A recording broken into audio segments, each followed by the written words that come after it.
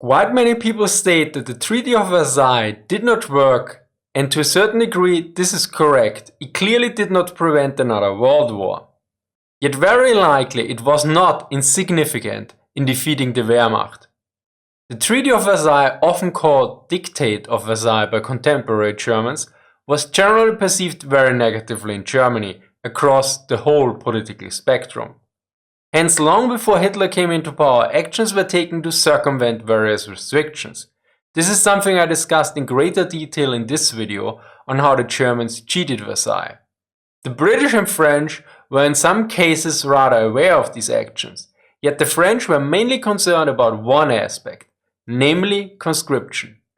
All phases of the German armaments efforts, including the accelerated expansion of the Wehrmacht under Hitler, were recognized without serious misjudgments in Paris, which was the center of the strongest opposition to Germany's dismissal from its obligations, and assessed as preparation for rearmament. But France did not feel threatened at first. Even at the end of the 1930s, from the critical point of view of the French General Staff, the Reichsheer was only an army in waiting, which to a certain extent kept within the clauses of the peace treaty. The French military took the view that France, security and military superiority would only be seriously yet then immediately seriously threatened if Germany introduced general conscription. Most of you know that Germany reintroduced conscription in March 1935 and the French reacted by reintroducing conscription in October 1935. The ban on German conscription obviously did not prevent the defeat of France in 1940. Yet it cast a longer shadow. For that we need to take a look at some numbers. Let us look at 1939. At the beginning of the Second World War, the Wehrmacht had almost 4.6 million men, and in comparison to the outbreak of the First World War, this was a large number, since back then it was a mere 3.8 million men. Yet we also must look at the number of reserves. In 1914 those were about 3 million. Whereas in 1939 it was 3.8 million, although other statistics note 3.4 million. We will go with the higher number here. So at first you might go, well, the Wehrmacht had more than the Imperial German Army, and in terms of reserves, the Wehrmacht also had, relatively speaking, almost 3.7% more in reserves. So what is the problem? Well, in this case, as quite often, the devil lies in the details, because you need to look at the quality of these reserves. Thus, at the beginning of the Polish campaign, the Kriegswehrmacht did have sufficient reserves in the 35 to 45 age group, and thus for the rear services, militia and security formations. For the combat troops, on the other hand, no significant replacements from the 18 to 35-year-old age group were available. According to one statistic, that meant about 800,000 men that were younger than 35 years, but not trained at all. To illustrate this distribution, we look at some regional data, namely for the recruitment area of Munich from May 1939. The number of active troops were 35,250. Then there were the reservists of category 1 of 22,750 men. These had at least 9 months of training and were younger than 35 years. The next group were reservists of category 2 with 28,250 men. These had 2 to 3 months of training and were younger than 35. Yet the majority were the Landwehr category 1 with 87,000 men. These were trained men that were 35 to 45 years old. So if we look at the reservists alone, we have a total of 138,000 men, of which only 16.5% were under 35 and had training of at least 9 months. Then 20.5% were under 35 with at least some training, whereas the majority were men that were trained although old, namely 35 to 45 years. Also keep in mind that the best reserves of these three groups had a minimum training of only 9 months, but the standard would have been 2 years, since that was the duration of conscription back then. Yet this was just the issue with enlisted men. For non-commissioned officers, which generally are considered the backbone of an army, the situation was not much better, or maybe even worse. For instance, already in April 1939, the authorized number of NCOs per company was reduced. Another major problem was the lack of specialists that were required for motorization, like drivers, but also maintenance personnel for motorized units. Furthermore, other specialized jobs like combat engineers and radio operators needed highly qualified specialists as well. The lack of NCOs led to some drastic measures. The shortage of suitable subordinate leaders forced the Wehrmacht leadership to considerably limit its qualitative demands on junior personnel already in the first months of the war. Thus, serving NCOs and enlisted men who had been summarily discharged for lack of ability, unsuitability, or even disciplinary offensive could be reinstated at their old rank. Even those who had to resign from service because of dishonorable actions or because of court sentences could now be reinstated in the Wehrmacht after decision by the responsible military district command. Needless to say, the situation was similar with officers as well. Already in the end of 1935, the head of the Heerespersonallamt, the Army Personnel Office, was against the further expansion of the army due to the lack of officers. This became even more problematic once major losses were sustained. While mass losses of troops could be made up, albeit inadequately, by short-trained recruits, shortfalls in special personnel and command cadres who required longer training periods to perform their duties were difficult to cover.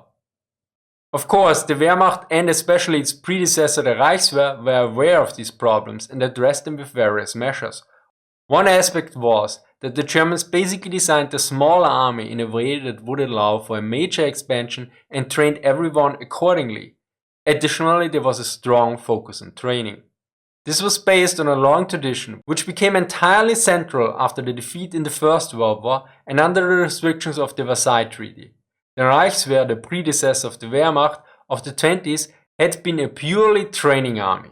From this army of 100,000 men, the future Wehrmacht was to grow up.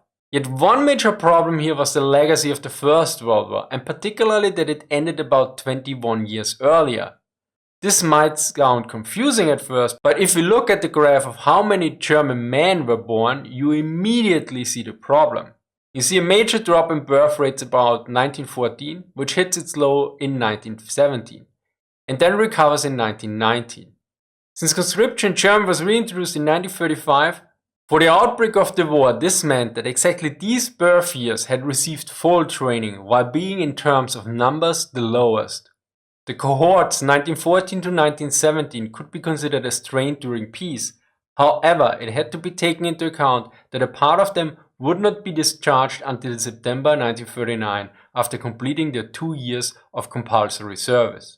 Generally, the Germans called the birth years from 1899 to 1913 the Weiße Jahrgänge, white cohorts. Note that I don't know why they called it that way. I assume it refers to the German equivalent of blank slate, whereas we use page, which might explain the white.